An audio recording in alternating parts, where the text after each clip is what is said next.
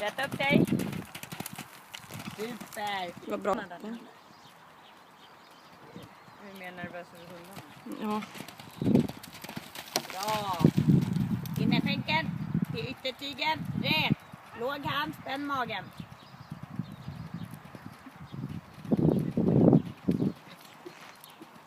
Ja, rätt.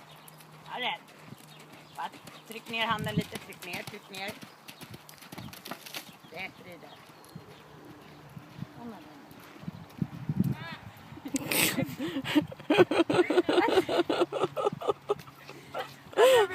Det värsta är att jag är mer fokuserad på hunden än på Fabbe.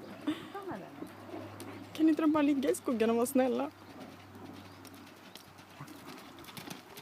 Rätt upp dig. Shit, vilken jävla... Sitter en publik i ett hörn.